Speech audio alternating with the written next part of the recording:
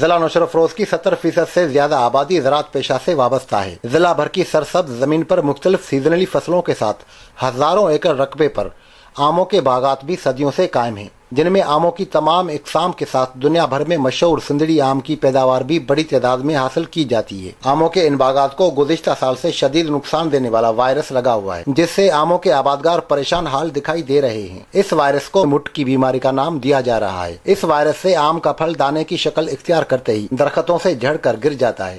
اس virus کے خاتمے کے لیے مختلف پرائیویٹ کمپنیوں کی جانب سے تجویز کردہ ادویات اور مشورے بھی بے اثر ثابت ہو چکے ہیں۔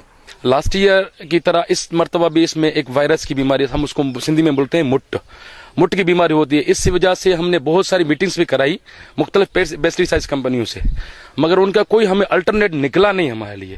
وہ پتہ نہیں کس قسم کا ایک وائرس ہے، جو وائرس کی وجہ سے وہ چھوٹی امڑیاں ہیں بالکل جیسے دانے جتنی ہوتی ہیں، چنے جتنی ہوتی ہیں، تو وہ گر رہی ہیں۔ اس کے لیے کوئی ایسا اقدام اٹھائے نہیں ہے گورنمنٹ نے، نہ ہی ہمیں کچھ اس کا سمجھ میں آ رہا ہے۔ کبھی بول رہے ہیں ان کو کاٹیں، 1 فٹ نیچے کاٹ لیں تو نیکسٹ ایئر نہیں ہوگا۔ اس وقت ایسے بھی ہم نے کیا، مگر اس سے بھی نہیں ہوا فائدہ۔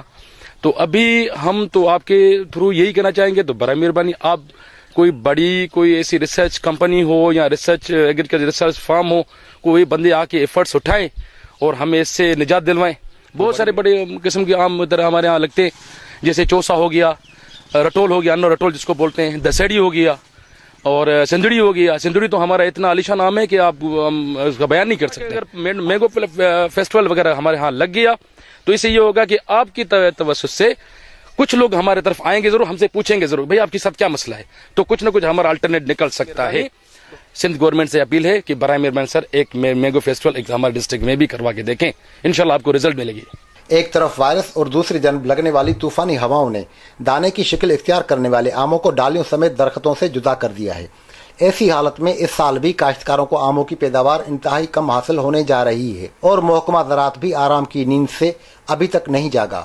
بر وقت گورنمنٹ ہماری سپورٹ کرے، کوئی رہنمائی ملے، وقت پر ہمیں جو ہے پیسٹی سائیڈ یا کوئی اس کا جو ہے کھاد خوراک کے بارے میں پروگرام ہو، آم کے بارے میں کوئی ڈسٹرکٹ میں ایسے بڑے پروگرام ہونے چاہیے جو عام آبادگار کو اویئرنیس آئے، اس کے بارے میں نالج ملے، جو اپنے باغات کو صحیح نمونے سے ٹریٹ کر سکے اور اس کی صحیح دیکھ بھال کر سکے اور صحیح پیداوار حاصل کر سکے۔